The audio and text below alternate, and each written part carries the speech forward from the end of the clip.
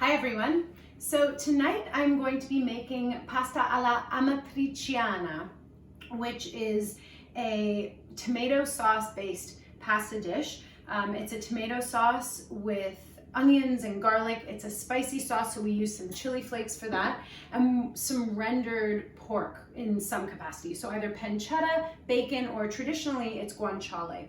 Here I have the guanciale. It's salt cured pork cheek. It's delicious. It's very fatty, but I don't have very much. So I'm going to supplement that with just regular bacon. You can use that or pancetta, or you can just do a vegetarian. It's still delicious, but traditionally there is some rendered pork meat in there as well. The dish is also traditionally served with bucatini noodles, which is sort of the thickness of a macaroni with a pinhole in the middle, but long like spaghetti.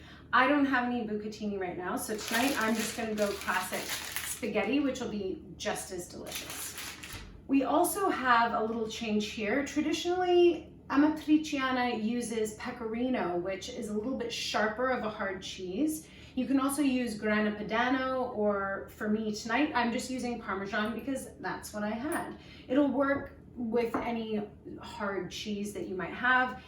If you can't do cow's milk, goat milk hard cheese is fine too, or leave out the cheese if you're vegan. So just to go through our ingredients, we have olive oil, lots of S&P, we have tomatoes. So these are left over the other night. It's almost a whole can of whole tomatoes, so I'm using about that. And then I have this passata left over, which is just pureed tomato, really nice Italian Roma tomatoes. I have about a half jar here. So I'm going to use these because I'm going to make all of the pasta and have many, many leftovers for days to come. So here we have the package of pasta I'm using. I'm going to make it all, people. I'm going to make it all, and there will be leftovers. We have 1 onion, 2 cloves of garlic, chili flakes. If you don't have these at home, a little red chili will do. Just some hot sauce will do. It'll change the taste slightly, but you want to get some kick in there. And then of course we have our pork products. So the guanciale and the bacon, or leave it out. I highly recommend a Negroni for this recipe. Very Italian, very refreshing. The first thing I'm going to do before I prep any of my ingredients is put on my pasta water. It'll take the longest. You may as well get it out of the way. You want to do a very nicely salted pasta water.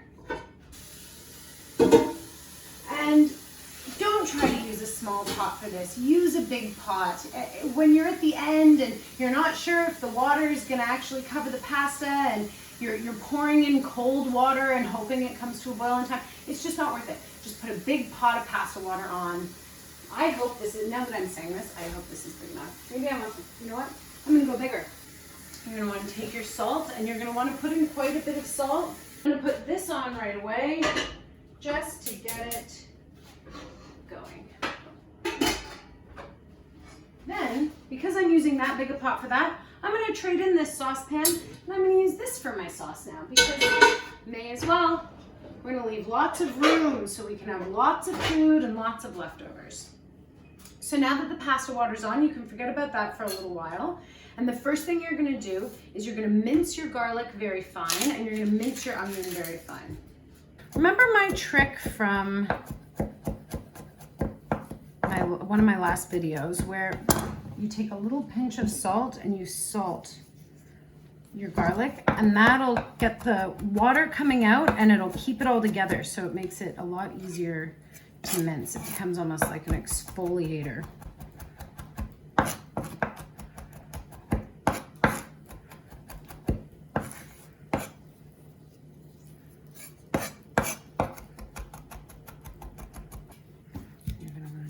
Onion.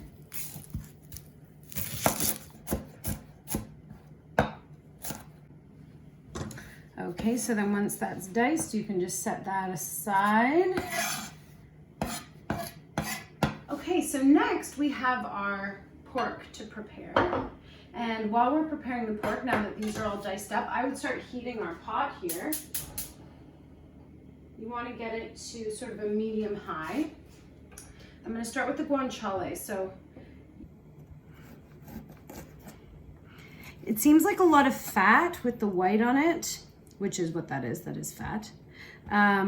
But what we're gonna do, we're gonna render the guanciale. So instead of crisping it up, we're gonna cook it slowly in the pan until it becomes very see-through and all of this beautiful fat melts.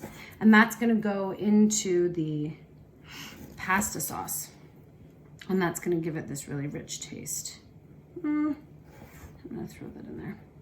And then with if you're using regular bacon, you can just slice it because it's already fairly thin. So just get it like that. And you want, I would say with the guanciale, you want sort of a palm-sized chunk that you can get at a lot of Italian grocery stores. You can get it at some like fancy Loblaws and that sort of thing, but I get mine at Italy. I just have not been to Italy in a while, but it's pretty inexpensive and it's a really nice addition to pasta sauces or stews or anything like that if you're a pork fan, which I am. Okay, so I think our saucepan or sauce pot, as the case may be, is probably very hot. So we're gonna want a lot of olive oil in there. We're gonna do, wait till it gets going. Come on. Woo! So the first thing we're going to do is add our garlic and our onions. It was that hot, so I can put them in right away because the pan is hot enough to take it. This is a real thrown together version of amatriciana. When we were in Rome, they would bring a giant wheel of pecorino to the table and they'd put the hot tomatoes and hot noodles into the pecorino and they would mix it in front of you at your table, and it was the most amazing food. It was so beautiful. I had it, I think, like 4 or 5 times in 2 weeks. I'm sure there will be nonnas rolling in their grave, but times call for substitutes. So Parmesan it is, and Schneider's bacon it is. Just want to get that nice and hot, get those onions and garlic going a little bit. And we're gonna do our chili flakes. I'm gonna put in a full table, like no, I'm not. No, I'm not. I'm gonna put in half a like this much, like just under half a tablespoon of chili flakes. I think it looks like a lot. Dare I? Yeah, I chickened out with this like last tiny bit. I think that should be good enough. They're pretty fresh. You'll find if you've just bought your chili flakes, this is going to be much hotter. If you have had them sitting in your cupboard for a while, you might want to put in a little extra. Okay, so next we have our pork. It's very easy to want to crisp up something like bacon, and certainly the guanciale. The point of this is to put in the meat, have it kind of be shocked by the heat, which will sear it very quickly, but then you want to slow down the process, and we're going to render the fat, which is slowly pulling the fat off of the cut and turning it into a liquid, because that is what will mix into the sauce really beautifully. So I'm going to put mine in already. Look at this. Too hot. Do you see this? So the pork has already started to go see-through. That's like an immediate beginning to the rendering of the fat. So here is our pork just slowly rendering. This is one of my favorite dishes. We're gonna have this with salad. You can eat it forever. It like gets better with age if you put it in the fridge and heat it up tomorrow. It's so good. Okay, so it's starting to look really nice and fatty in there. It's starting to look like there's more oil than I initially put in, which is the point, because that's all pork fat.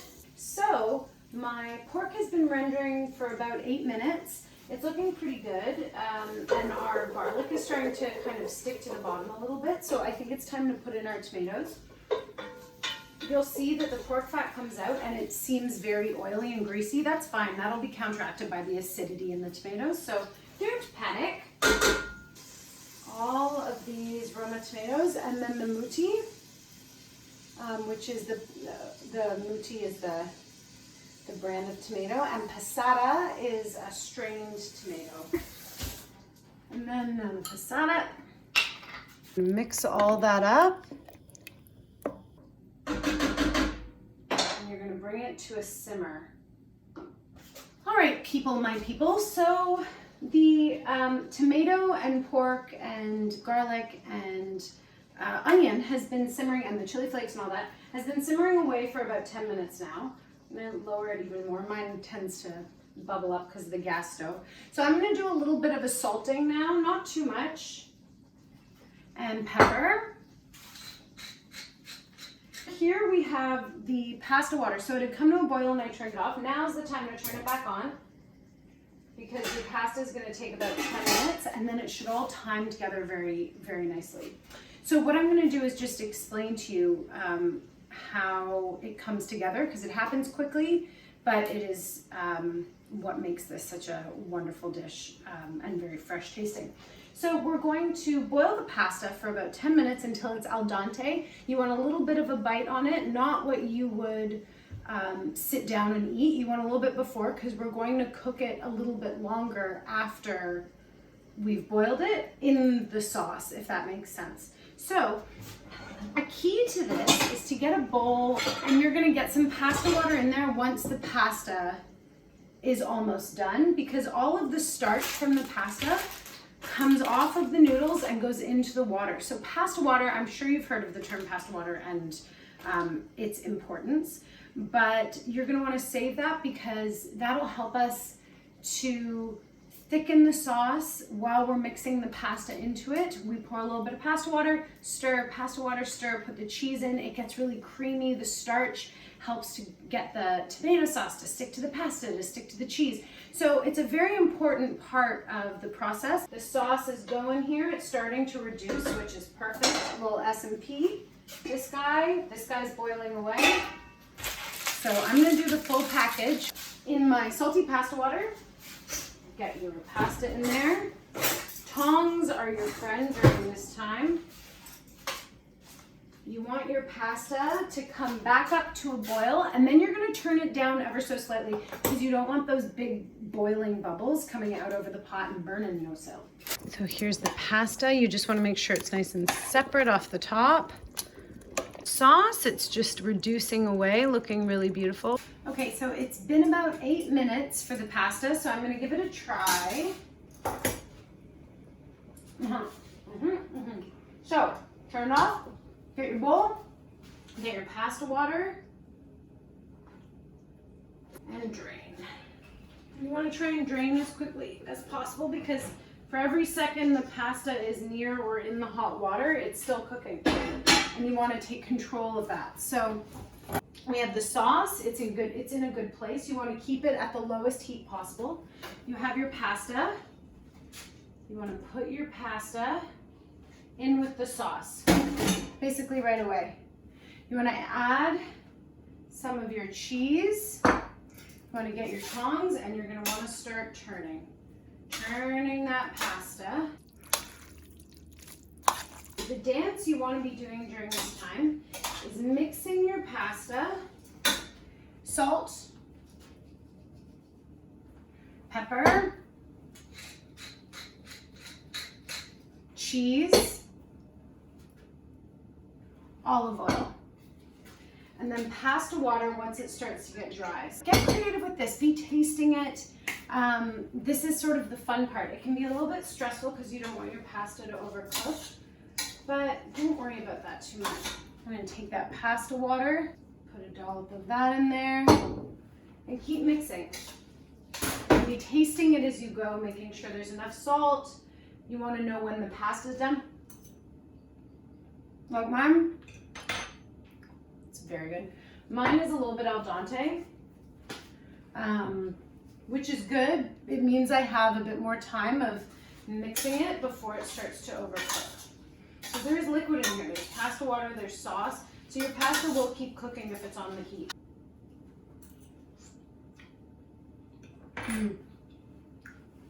Oh yeah, nice and tomatoey. Just a little more salt.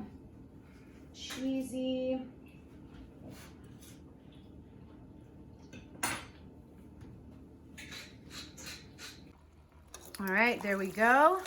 It's getting all nice and incorporated, getting a little drier. That's what you want. I'm gonna do a whisper more pasta water. Oh, it's perfectly done now.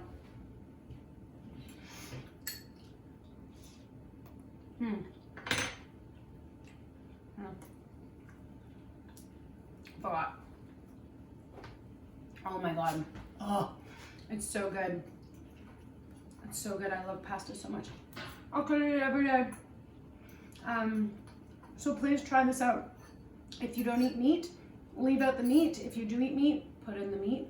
And don't be afraid to trust yourself with the cheese and the salt and the pepper. Just keep tasting, adding, tasting, adding. You really can't go wrong with this recipe. By the end, it's gonna be delicious no matter what, because it's fat and tomatoes and cheese and pasta. So thank you so much for joining me for the pasta alla amatriciana, and I'll see you guys next time. Call your friends and your family, please, and I hope you're all doing well out there, and I'm sending out love during these pasta times. Okay, mwah, bye.